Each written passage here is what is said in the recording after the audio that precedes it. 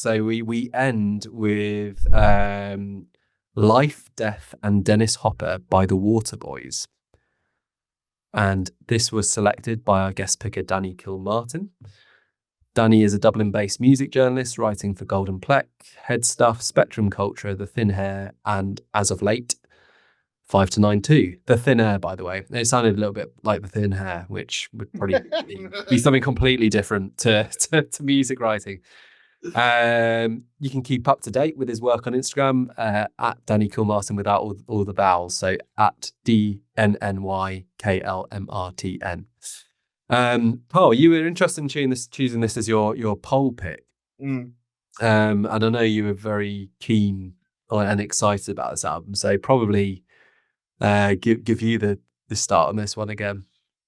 Yeah, so I mean, a band that holds a very special place for me. You know, it's my parents' favourite band, The Waterboys. One of my earliest memories of music is them driving around in our banged up, I can't even remember what car it was now, but it was like cream coloured long, I want to say a Volvo, with, the Waterboys album Room to Roam playing in the car tape deck. And just over the years, as I've got older, I've just enjoyed, digging into their classic albums like This Is the Sea, Fisherman's Blues, Pagan Place. And have quite enjoyed, following their more recent output too. I'd say from probably about Modern Blues onwards is where I started listening as like each new record dropped. And there's been some good stuff along the way, albeit some very questionable stuff too. I think, I think what I love about Mike Scott is although he's in his mid-60s now, I think what I love about him is his creativity just hasn't slowed down. He's not one of those artists that is going to, live off his past successes. He's always going to do something different. He's always going to do something challenging. He did an album a few years ago called like An Appointment with Mr. Yeats, where he took poems by W.B. Yeats and turned them into songs. He also had an album fairly recently called Where the Action Is, where he even dabbled in a bit of dance and like hip hop influences, which again is maybe one of the more questionable records in their catalogue. But I just like that he tries this going in different directions. And I think in recent years, he's definitely brought like a more of a blues influence into his sound. I think it's, what I'd say is these ventures maybe not always successful, but they are always interesting. And I think, I've always got an admiration for artists that are just constantly pushing themselves and their boundaries. And I think that brings us nicely onto Life, Death and Dennis Hopper, which is this hour-long 25-track odyssey that plays out like an audio biopic on, legendary Hollywood actor, director, philanthropist, Dennis Hopper.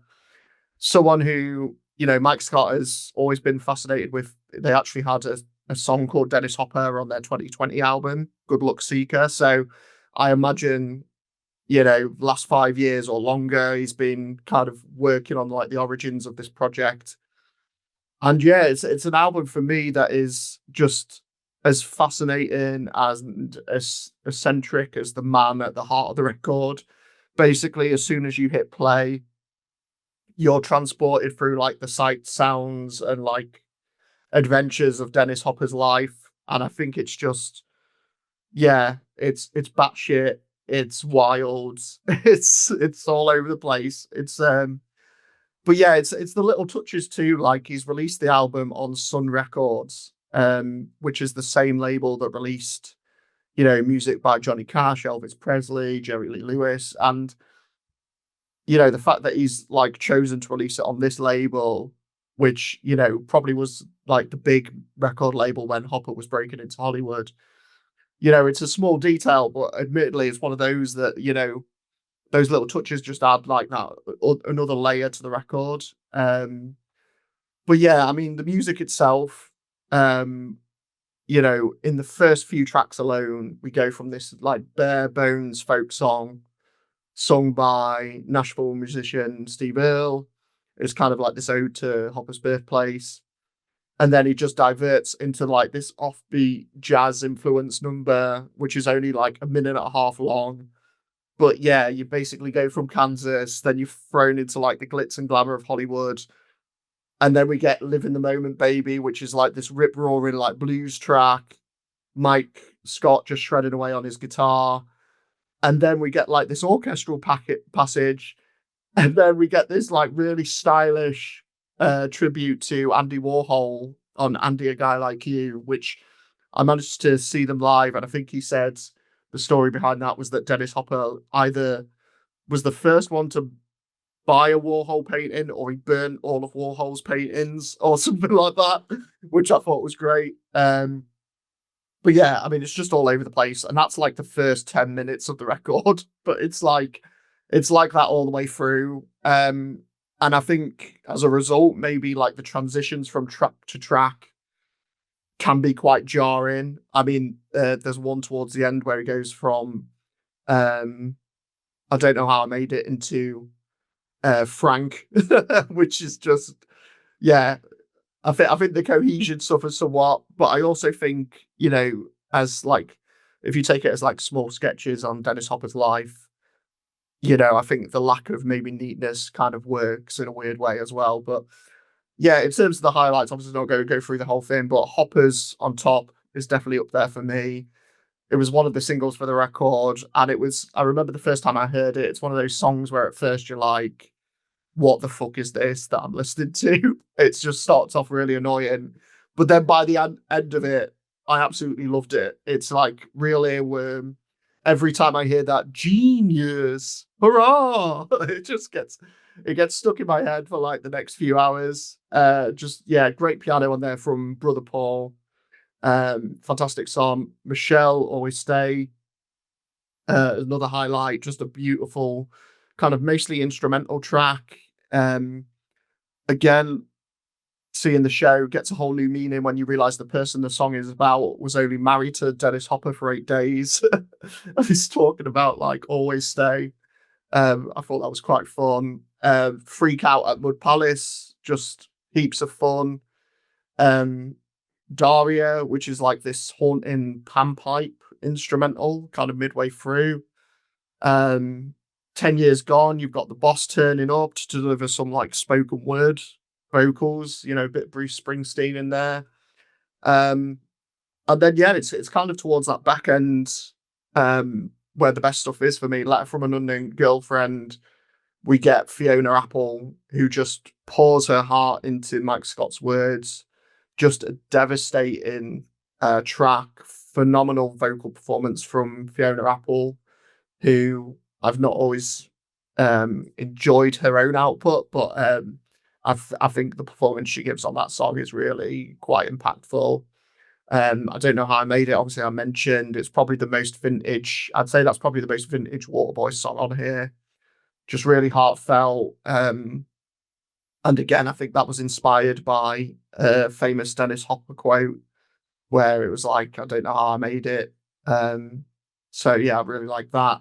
And then, yeah, we've just got to briefly mention Frank, which, as a David Lynch fan, as a Blue Velvet fan, I'm annoyed at myself when you sent that through, Kylie, for not picking up straight away that it was a nod to Frank Booth and some of his iconic expletives from that film Blue Velvet. It just makes me laugh every time it comes on.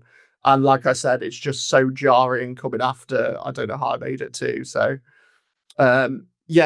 just love this album. And I think it's one where, even if you're not overly or you never thought that you were overly interested in Dennis Hopper or who he is, I think Mike's passion and dedication for this project really kind of shines through. And he kind of, I think that's what keeps you interested along the way, or at least from my side anyway. But big fan, as you both know, of public service broadcasting. And I think it was kind of reminiscent of one of their records for me, where, they give you a subject matter, you don't know much about it, never thought you'd have an interest in knowing much about it either. And yeah, it just tells you that, his life story through music. And You've probably sat with me on these pods long enough to know I'm someone who loves albums to be eclectic, ambitious, have a strong concept at the core, and just take you to a whole new world. And I think this one ticks a lot of boxes on that front for me. So yeah, big thumbs up. Kylie, you got your thumbs up for Life, Death, and Dennis Hopper? Yeah, I think maybe not a full thumbs up, but I think I mean, I appreciate the hell out of this record, and it kind of reminds me of I kept on thinking of Once Upon a Time in Hollywood. Just kind of, it had the same like hangout vibe and all the little interludes, to tie it together. Um, I mean, obviously, my favorite track on here is The Tourist, which reaches really hard into Beach Boys territory, kind of through like a weird Fountains of Wayne filter. Um, but yeah, Karl, I didn't know about the hip hop record. And so that makes moments like towards the back, everybody loves Dennis Hopper. It's got that kind of funny hip hop beat to it. Yeah. And I was like, where did this come from? And yeah, the other highlight being I'm with you, the Fiona Apple features is just fantastic. It's what am I trying to say here? There's so much to say about this record. And then it's also just so dense that I've gotten to the point where I've like picked and choose my pieces out of it. Although I know that I should be listening to it as the entire thing because it is, the vision on this is incredible and I respect the hell out of it. And I can't think of, we can go back to The Weeknd, but I think like this is way more ambitious than that was with this long story that it's telling here. And for that, I enjoy this record and respect it. Yeah, I think fun was a word you used a lot, Karl, when you were running through it. And we've talked about, I think this sort of summarizes the five we've talked about. We've referred to it as sleigh bells. I think there's that beginning of summer vibe across a few of these as well. And yeah, ultimately, I think this has been a strong month. But yeah, I really enjoyed this. Gosh, I gotta say, I think I like 25 tracks, but mostly between 1 and 3 minutes. And so I think it doesn't give you enough time to kind of, and then you can take that in either way. That it doesn't give you enough time to like fully kind of get into a style or whatever. And then it's like, I agree with that. Or a song, there's a lot of pieces on here that feel like they're just getting going and then they're over, I think the one actually, which is one of the instrumentals, which I thought was really, really strong. But it's gone in 90 seconds. So that's Catherine. Yeah. Well, I love the piano from that. That just like I love the song, even though it is just the 90 seconds. But that is one I would say I'd like that to have been, developed into maybe something approaching more 3 or 4 minutes, and see where that could have gone. So I get that as well, and maybe that's why I wouldn't have this up in the classics, albums or whatever. But certainly this is one I've really just enjoyed. I just stick it on, and I can quite happily listen front to back because of that variety. There isn't much I would say which is just kind of throwaway here. And yeah, it's telling a story. Didn't really know who Dennis Hopper was, so had me going to Wikipedia just to understand a little bit and see that he had 4 wives, and so I did actually know that what's her name, Michelle was an 8-day, because that was something which stood out looking at the the spouse list on Wikipedia. So interesting that she has her song, and yet the other three wives, who lasted a lot longer, don't seem to have as big a moment on here. But yeah, it's just good fun. And there's a bit like songs for the deaf in terms of some of the kind of Sure. TV commercial moments on here, particularly one about like motorbikes. Freaks on Freaks on Wheels. Yeah. I love that one. Yeah. So it's you get that quite historical, and I suppose that's why particularly the first half of the album or first few tracks are so of their time. Didn't know that what you said about Sun Records, that was the specific sort of company used to produce this, but yeah, I think in terms of ones which really stand out for me, Brook / 1712 North Crescent Heights, with its dramatic violin, lovely breezy jazz moment there. Like you, Kylie, the tourist. I really enjoyed that. Thought that some of the vocals sounded a bit like Billy Joe Armstrong. I actually had to check because I knew there was quite a few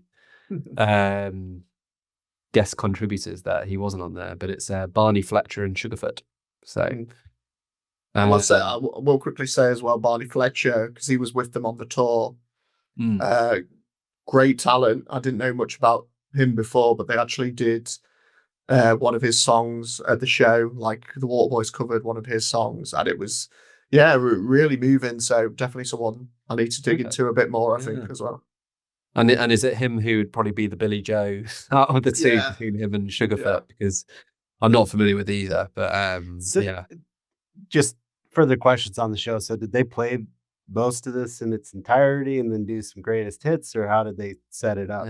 It was really cool, actually. I'd kind of say, like, when you go to an album show and sometimes it's like they play the album through but it doesn't translate to live, I find, and it just ends up like creating an awkwardness in the set because it's like some do the hits up front, then they go into the album and it doesn't have like the big finish, or sometimes they do it the other way around and it still doesn't quite work. Like if the album's got all the hits on it and then they do some at the end and it's like, well, you don't.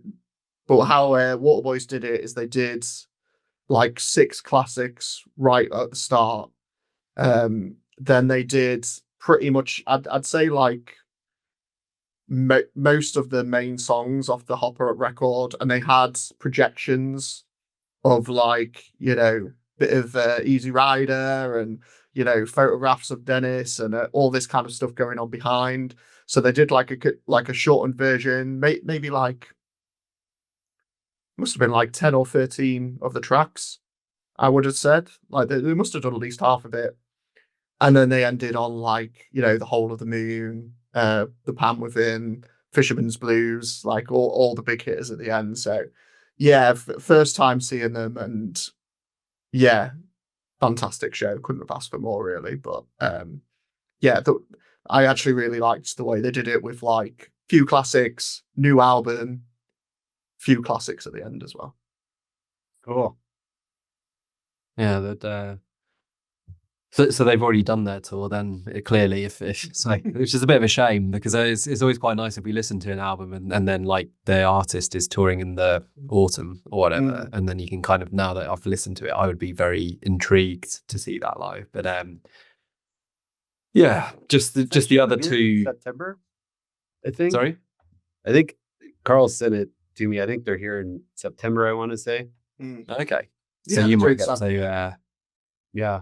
There was did you say the Dennis Hopper's grave's in Santa Fe as well? It's he lived in Taos in the 70s and 80s, and he's buried up there, which is like a little over an hour away from here. Because one of the clips of the show during the show was Mike laying like something down on Dennis Hopper's grave as well. Obviously been out and done a pilgrimage. There. So it was, that was quite cool as well. But yeah, definitely catch that show if you can, because well worth seeing. They've still got it. You can go take a look. Yeah. Shame. Well, hopefully they'll come back here soon.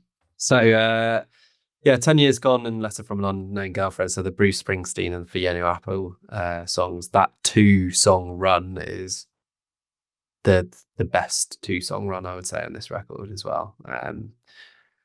So very much worth checking out. But just a lot of fun. I read that apparently Mike Scott had kind of had this idea for years. And so it's been sort of, and it's interesting you say that he's already got a song called Dennis Hopper from 2020. So it's he's now felt is the time to go and run with this project. And I think we're all quite glad he has, really. So it's filled the space with maybe what another album might have done, which might not have enthralled and carried that, you mentioned batshit energy, which it kind of is as well. So there we go.